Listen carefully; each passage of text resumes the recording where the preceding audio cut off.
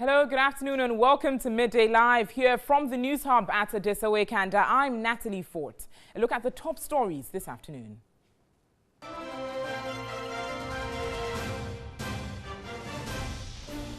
The Food and Drugs Authority orders closure of all Citadel supermarkets to ensure the immediate removal of products labeled in Spanish and French.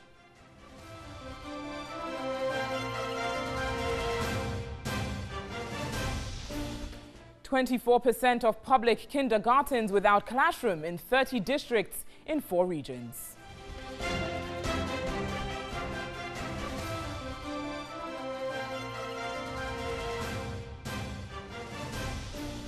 And on the foreign front this afternoon, U.S. President Donald Trump says he will walk out if his planned talks with North Korean leader Kim Jong-un are not fruitful.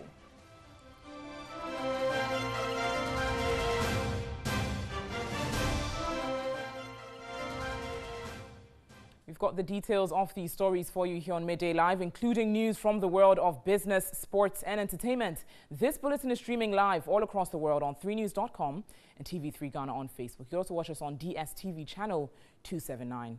On to our very first story this afternoon. The Economic and Organized Crime Office, YOCO, has indicted former SSNIT boss Ernest Thompson and 4 others for willfully causing financial loss to the state over the procurement of the $72 million IT software. Board Chairman of SSNIT, Dr. Kwame Addo-Kufuor, made this known at a news conference in Accra. The news conference was to officially take delivery of the report conducted by the PricewaterhouseCoopers on the purchase of the IT software. It was to cover a period of 3 years. The team which conducted the review of SSNIT also focused on the reasons for purchasing an IT software. Some of the findings suggested that the $72 million used to purchase the IT software was overbloated. It indicated that the amount should have rather been less than $4 million.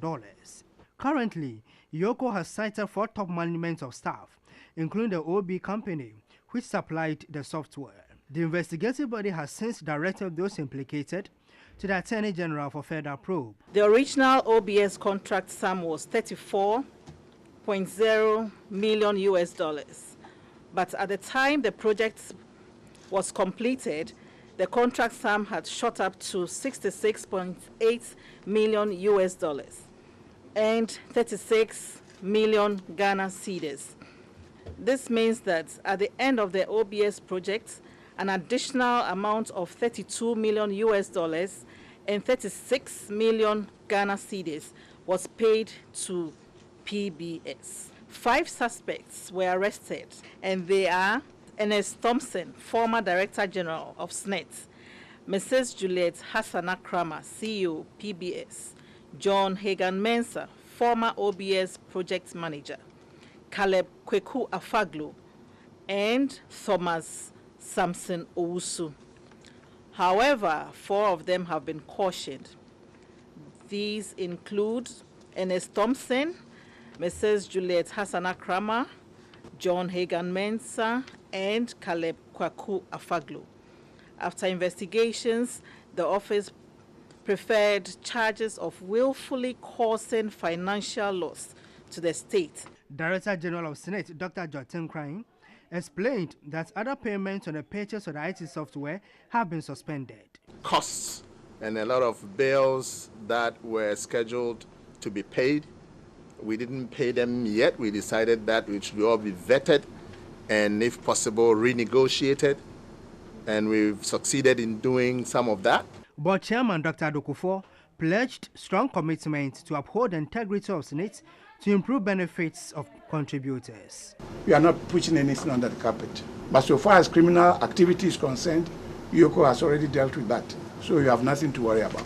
Management and the board have assured pensioners of improved earnings in the coming months. Now let's stay on this issue a little bit further. Joining us on the phone line is Seth Abruzzo. He's a labor consultant and executive director for Labor Policy International.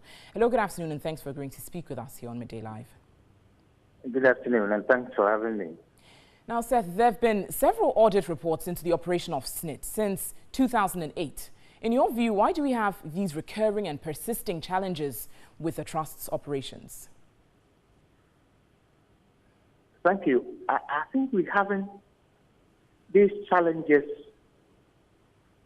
primarily because the main forensic audit that was conducted in 2001 was not implemented to the full, was not implemented, in fact. And therefore, certain ailments that have been addressed, that were identified and should have been addressed, were left to fester. And for me, that is how come we are here.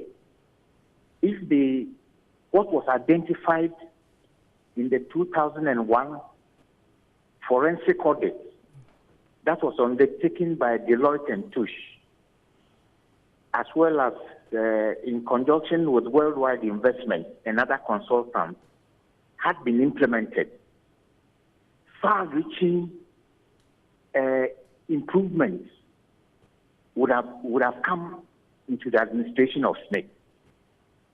But these, unfortunately, were not done. And the matters that were identified then, for instance, in that report, which looked at specific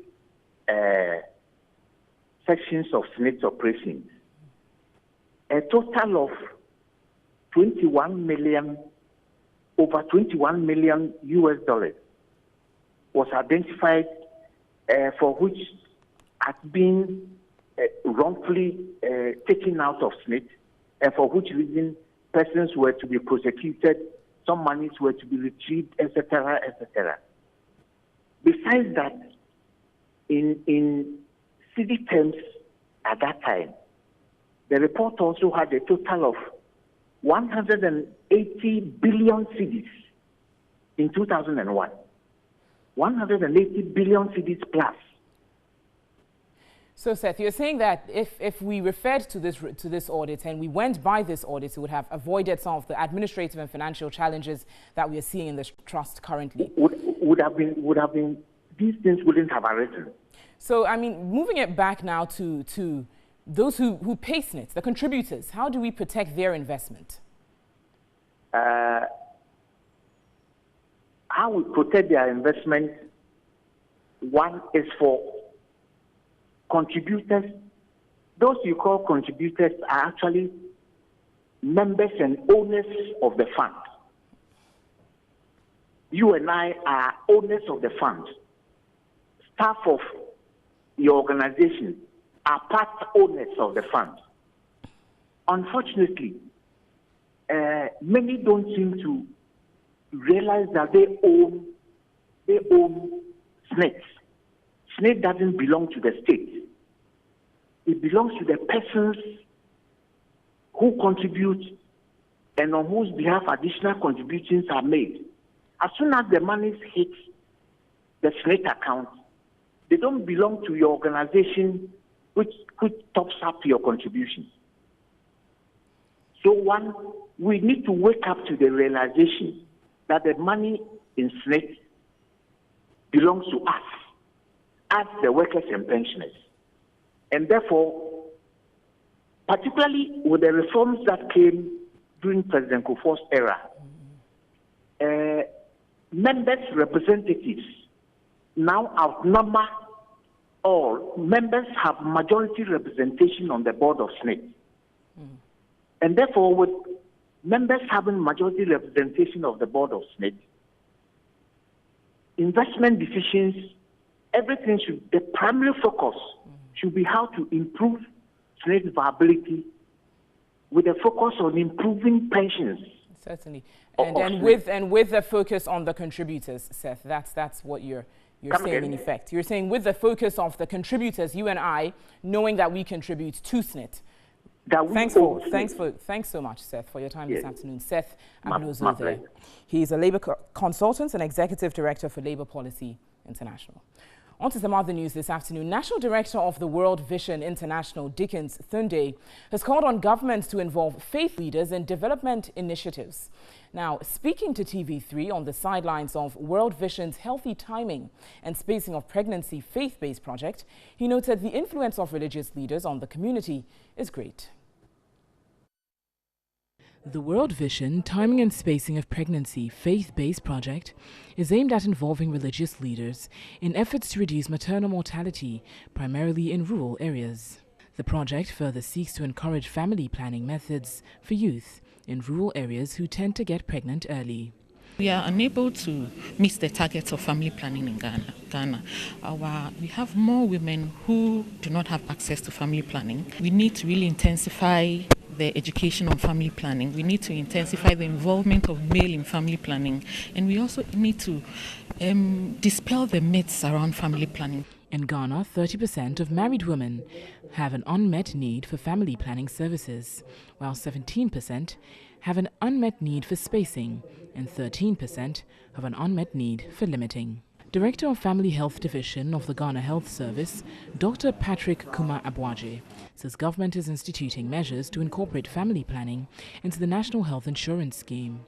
We are building capacity of community nurses and auxiliary nurses to also offer services across the country in implant and long-term methods to improve access to family planning. There's also the plan to introduce health insurance as part of the benefit package for health insurance, and we are believing that that will improve access to family planning services, especially for those who feel that financial access may be a barrier. Recent studies have recognized the unique and vital role of the church, mosque and faith-based groups in successful developmental work, especially in developing countries. National Director of World Vision, Dickens Thunde, stressed the influence of religious leaders will contribute to increased practice of family planning in communities. These are people who have been with the communities and will continue to be with the communities, and they do understand and they have a lot of influence on what they decide to do. And so any development intervention has to factor the role of the faith leaders as change agents. He further called on government to involve faith leaders in development initiatives. On to some other stories this afternoon. In education, a study by Send Ghana covering 30 districts in 4 regions indicates 24% of public kindergartens do not have classrooms, while 32.2% of kindergartens lack toilet facilities, resulting in most children practicing open defecation. Funded by the Global Partnership for Social Accountability of the World Bank, the study covered 4 regions, namely Greater Accra, Upper East, Upper West and Northern Region. The study targeted both public and private kindergartens. A total of 118 out of the selected 120 schools participated in the study, covering 11,740 pupils. The report indicated 32% of private KGs have not been accredited, with 49% of KGs in public schools being untrained. In the private schools, 76% of the teachers are untrained, exceeding the Ghana Education Service GES target of 5% of untrained teachers teaching in KGs. The availability of teaching and learning materials is a major challenge for most KGs. Textbooks to pupil ratio stood at 0.2 books per pupil. Send Ghana urged the GES to ensure that all qualified private KG schools are accredited before they operate. They also stressed the need for monitoring and evaluation measures to be put in place for quality preschool education. If we have 24% of these schools without structures or very poor structures, that is a lot of schools. Over 22,000 kindergarten schools in this country, and if 24% of them are sitting under trees, that is a lot of schools. And we are asking government to pay attention to those schools too. At the end of the day, they will all have to go to the primary, they will all have to do and enter SHS, and so we should not neglect them.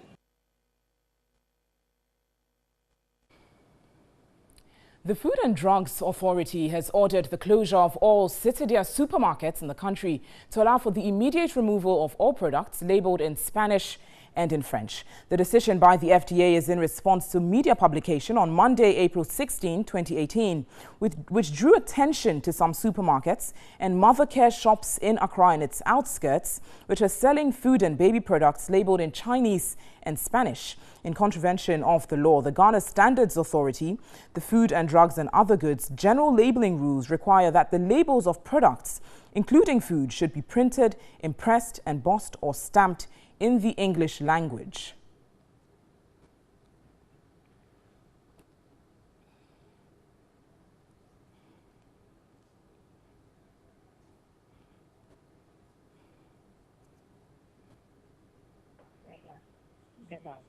Now, joining me on the phone lines now is Mariam Lovelace Abba Johnson. She's the head of food safety management at the FDA.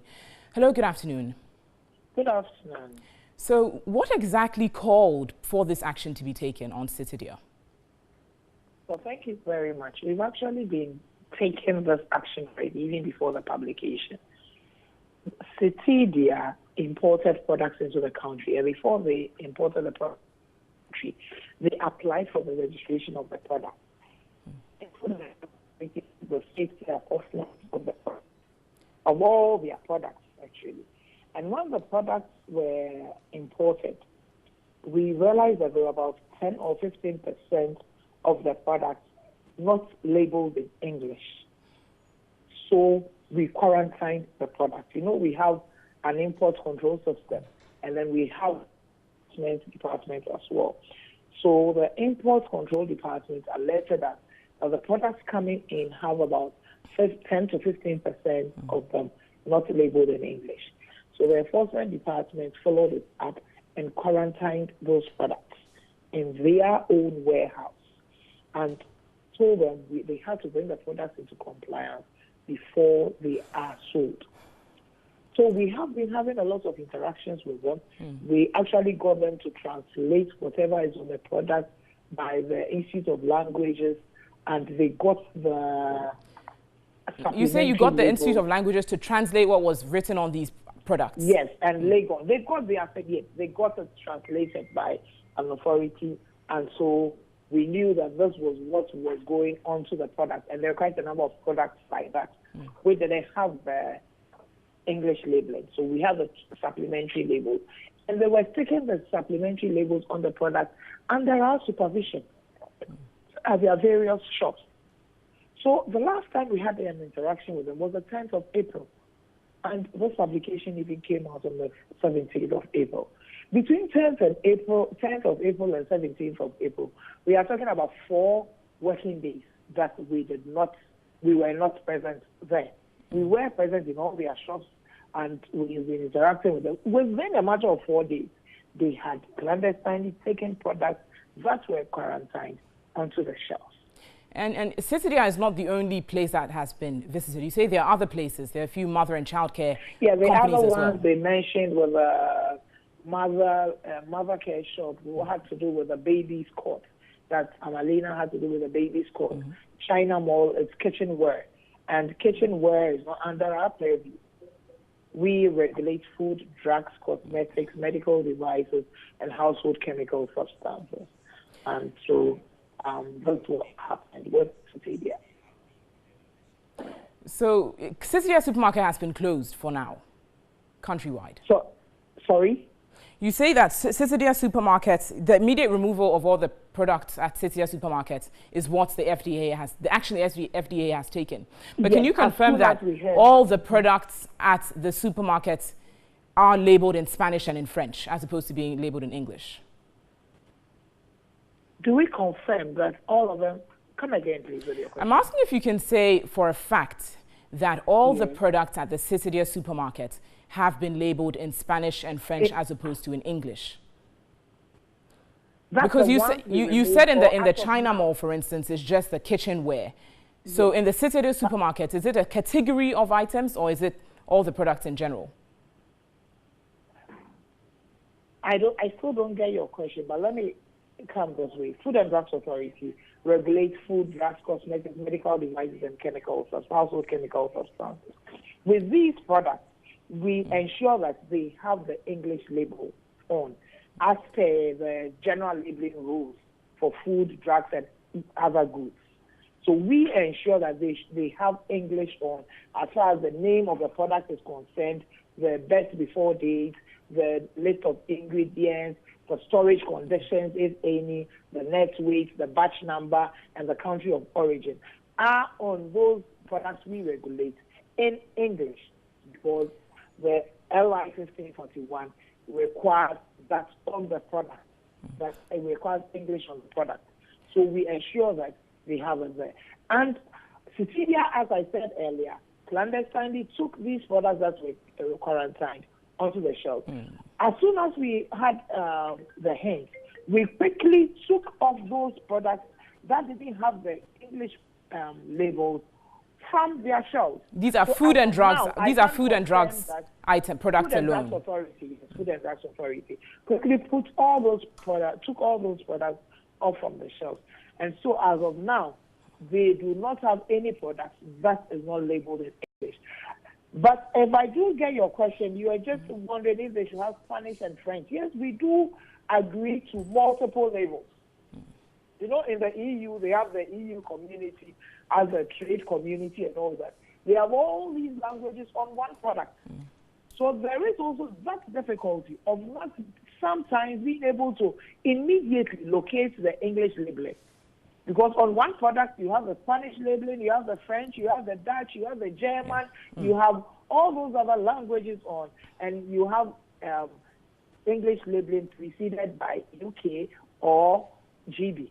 And the other thing that happens too is that on the principal display panel of the product, you may see about 3 languages, the Italian, the Spanish, and maybe the French. Yes. And so you have to go back, get the English labeling on the information panel. So sometimes people too do get confused. But as of now, the FDA has removed every product that doesn't have English labeling on it from the shelves of all the Citidia shops. Very well. So it's now left to Citidia to replace these products with English-speaking labels. Yes. Just they can stick them on as supplementary labeling. And that is done under our supervision. Thanks for speaking with us. Lovelace Aber-Johnson, the head of Food Enforcement Department at the FDA. It's still live here on Midday News. Let's take a look at our MTN Vigil reports this afternoon as Angela reports on the poor state of roads in the Volta region.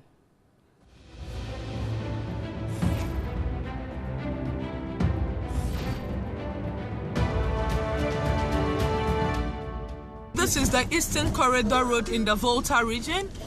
It was started some years back, but they stopped, and accidents have been occurring each and every day on this road. It's very deadly and very, very bad. We are calling on government. They've said this several times, promises upon promises.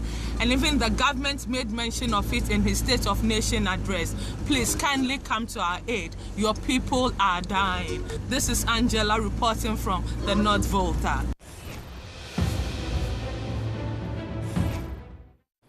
Now, you can also send your MTN Vigil report via WhatsApp number 055-143-3044. That's 055-143-3044. We've got some more news coming up for you shortly. Stay with us.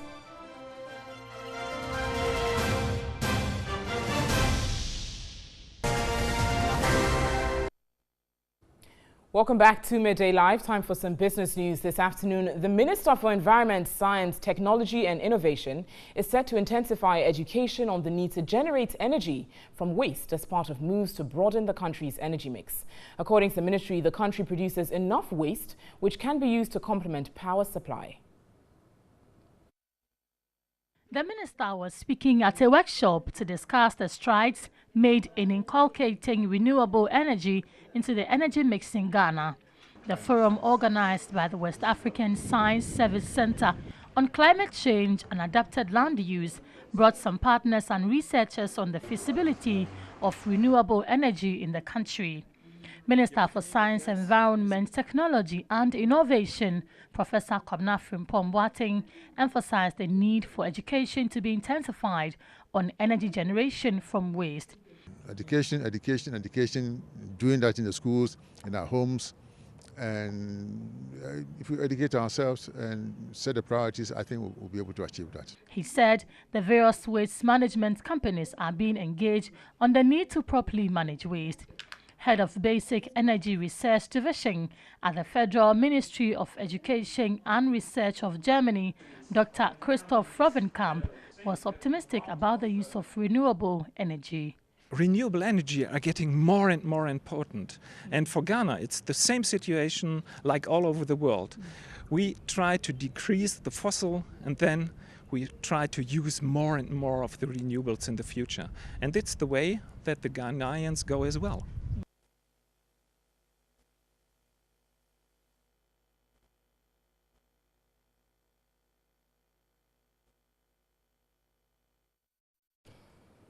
In some other business news, Ghana has been listed among 18 countries with high risk of debt distress in Africa. In a report released by the World Bank Group on analysis of issues shaping Africa's economic future, the 100-page report documented the recent trends and developments, emerging fiscal and debt risks in sub-Saharan Africa, electricity access and economic development. In the report, under the emerging fiscal and debt risks in sub-Saharan Africa section, the number of countries with high risk of debt distress increased from 8 in 2013 to 18 in March 2018.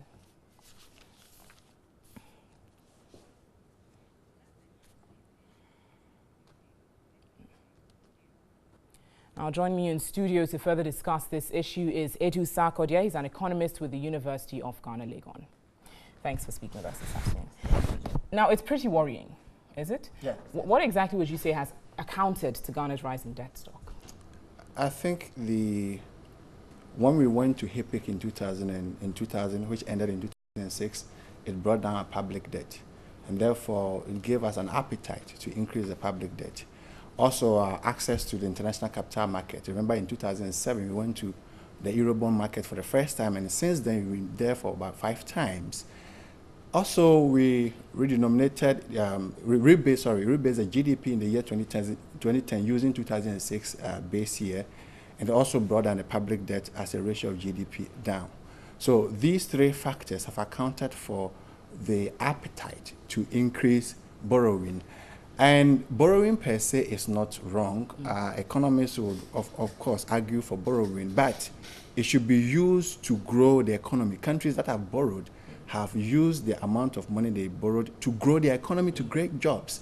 After 10 years, we have borrowed so much. We have borrowed more than 135 billion cedis in 10 years.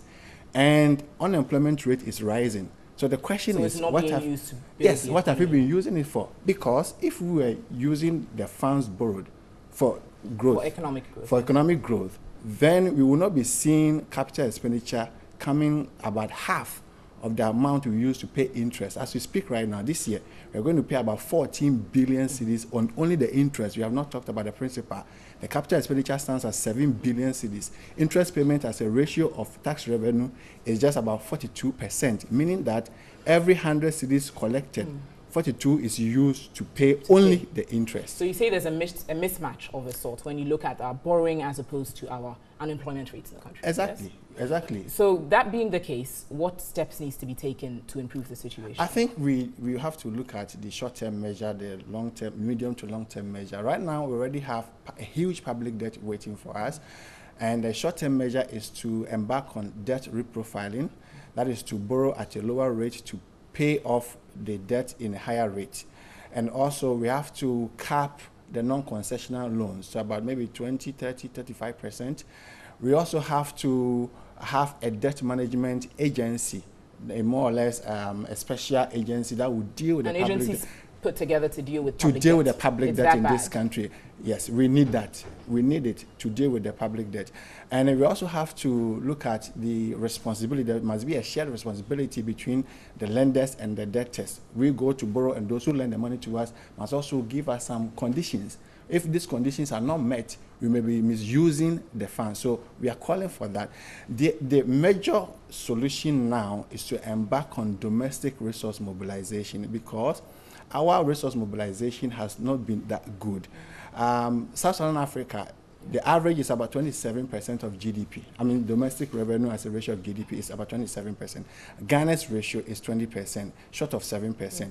This year, our GDP is estimated at 242 billion cedis. If we're able to raise the remaining 7%, we are talking about 17 billion cedis. There will be no need to go on in the international capital market to borrow. The budget deficit for this year was 10 billion. So if we're able to raise 17 billion cedis more, we can be able to meet all the needs. And again, we want to call on government to reprioritize the expenditure in favor of capital and social spending. We have not seen so much in capital expenditure. So for the first time in the history of this country, we've seen a reduction in terms of numbers of the capital expenditure, which is not good. And it's not surprising because the aid, the grant and aid assistance we get from donor communities is going down. And about more than 60% of the capital expenditure is financed by the grant. So if the grant is going down, refocus its investment. Yes. We need infrastructure. If you are going to embark on one district, one factory, no private man is going to set up a factory in an area where there's no electricity, in an area where there's no road construction, good road, in an area where there's no water. So by government refocusing its investment, you're saying it's going to help our debt stock? We're going to see an improvement in our debt stock? I mentioned the short-term measure and the long-term measure. Long-term measure. The short-term measure is that we already have a huge debt. We must deal with it. And some of the measures is to reprofile, cap the non-concessional, and then look out for a debt management agency to deal with that. The long-term is to embark on domestic resource mobilization, which would help us, because once you don't borrow, it is the borrowing in each year, which when accumulated becomes a public debt. So if you do not borrow in each year, if you are able to raise enough domestic revenue such that you do not run budget deficit, then of course your public debt will be coming down. But it will take a long time to deal with it. It's very huge. 140 billion cedis is huge. It's very huge. Edu Sarkodie, grateful for your time this afternoon. He's an economist with the University of Ghana, Legon. On to some other news. Government has identified a parcel of land in the western region for the construction of the third commercial airport.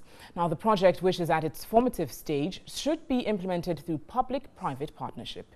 Minister for Aviation Cecilia Abena-Dapaah disclosed this when two envoys paid a courtesy call on her at the airport city in Accra. Ghana's aviation industry, like other parts of the world, continue to grow in terms of infrastructure, passenger and cargo traffic. Most of the 10 regional capitals either have airports or airstrips to facilitate domestic air travels, including the western regional capital, Sarkodie. Owing to the oil industry in the western region and the tourism potentials in the central region, the Minister for Aviation, Cecilia Dapaah, thinks a commercial airport will boost economic growth. You know, all the regional capitals need to be opened up. We are seeing a lot of traffic in tourism in Cape Coast. You know, the oil and gas in the western region is also thriving. We hope to have a commercial airport there to serve the two regions, because we believe in the multimodal system of transport. Traveling by air is still the safest, fastest, and I would say economically viable for us when we are traveling. But how does government intend to undertake such projects, considering the huge state financial burdens? Hitherto, government has been in charge of all airports. In charge meaning building, but I believe we should think out of the box to have private sector. If you're a Ghanaian, you have money to partner government. Why not? That would be the best for this nation. Win, win, win, win, win.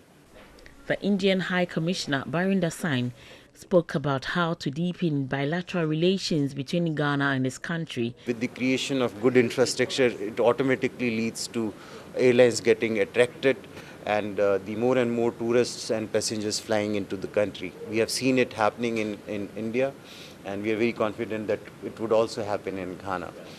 The Iranian ambassador Nosratola Maleki, on his part, is looking forward to investment in the aviation sector.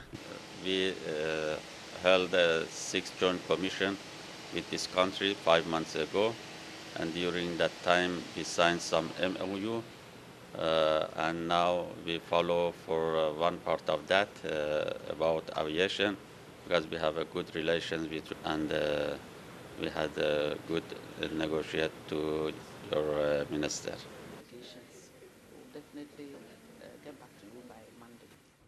And that's how we wrap up the business segment here on Midday Live this afternoon. For more business news, visit our website. It's 3news.com. We'll return with some sports news shortly.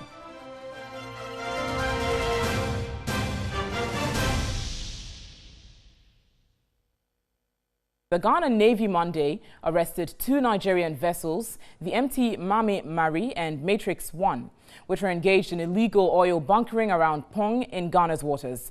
The Ghana Navy said subsequent intelligence and operations led to the arrest of the 2 vessels, which are currently berthed at the Tema main harbor. Now, joining me on Skype now to discuss this issue is Naval Captain Dr. Kamal Dean Ali. He's with maritime law and he's a security expert as well. Good afternoon and thanks for agreeing to speak with us here. Yeah, good afternoon, Natalie. Now, to start off, we've experienced the issue of pirates seizing vessels on our waters and now oil bunkering. How serious is this situation in the context of maritime security? Thank you. Bunkering, of course, can be a legitimate activity because it involves the transfer or fueling of vessels at sea or the transfer of fuel as cargo at sea, which means you are moving oil from one vessel to another as cargo, or you are giving another vessel fuel to use to burn the ship. So in that way, it can be a legitimate activity. But once it is unregulated, it has serious security implications. It has serious environmental implications. It leads to loss of revenue for a country and can also be a conduit for transnational organized crime. So you have a number of serious issues that are interwoven with the issue of bunkering once it is unregulated. You say it has serious environmental implications. I'm sure it has serious security implications as well. So how exactly is our security agency's position to deal with it? There are security implications because once vessels are engaged in bunkering, the vessels themselves can become vulnerable. 2 years ago, in the case of Ghana, a couple of vessels that were hijacked by pirates within the Ghanaian waters, those vessels were engaged in bunkering. And because the bunkering is unregulated, they do not have any protection. They become vulnerable and they are taken by pirates. The other is environmental security. There can be a spill, and this spill can be huge quantities of fuel, and that will have serious implications for the country. It also can aid trafficking of fuel, that is illegal fuel. So once it is unregulated, it means that fuel can be taken from a source that is an illegal source and traded at sea, and leads to loss of huge economic revenue for the country, as I mentioned as well. Now, on a larger scale, on a sub-regional level, how troubling could the situation be? It can be troubling because the whole of the Gulf of Guinea or the west coast of Africa is very active. There's a lot of oil and gas activities going on, fishery activities going on, so you can have bunkering at a very large scale. What it requires, therefore, is that you need regulation at national level, and then there can then be synergy at the regional level. Of course, we do have some level of regulation in this country. There are key institutions that are handling this. In the case of bunkering, you are talking about the MPA and you are talking about the Ghana Maritime Authority. But these institutions will have to straighten and strengthen the regulatory framework. We as a country must assert jurisdiction over bunkering, and in so doing, we can then have in place the regulations to deal with it and to strengthen our responses to illegal or unregulated bunkering. Dr. Kamal Dean Ali, thanks for your inputs there and joining us on this issue. We've got more on it subsequently.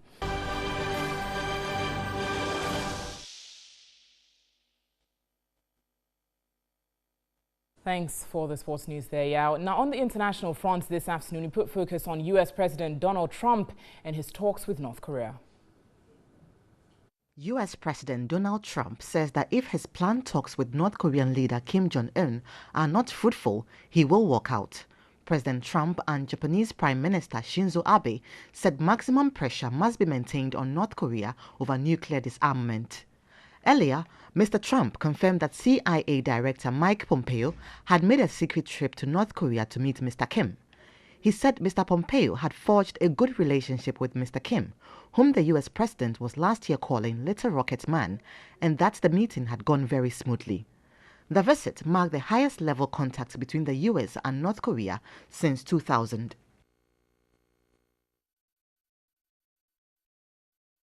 Let's take a look at some more news on the international front.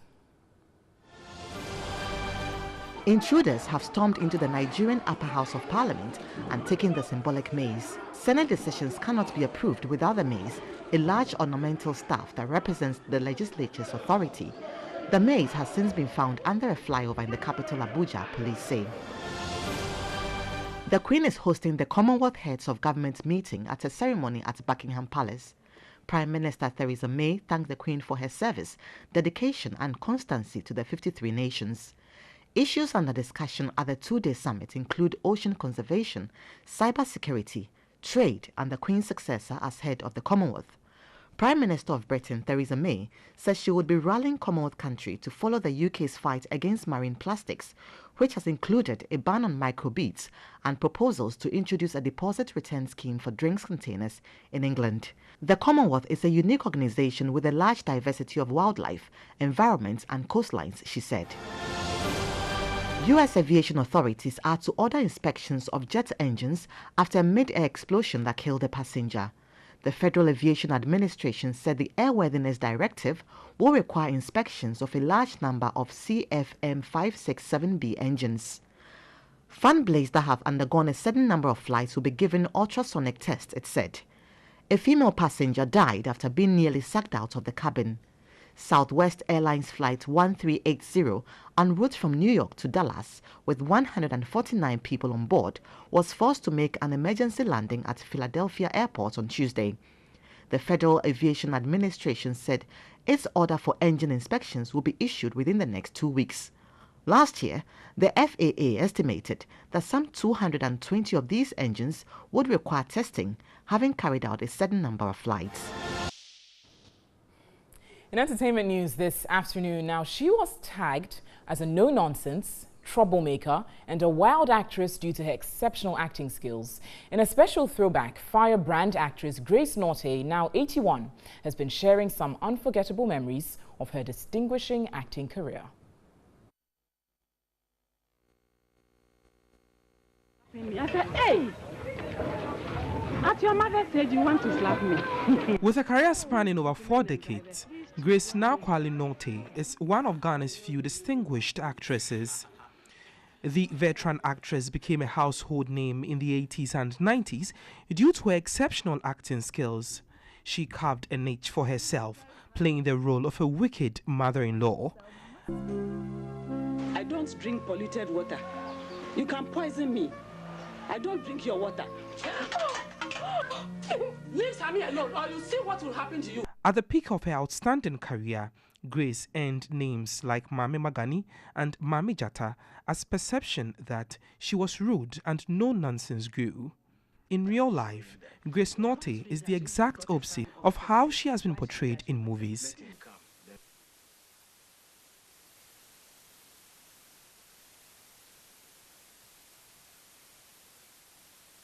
Why shouldn't I show myself? Let him come, then we can.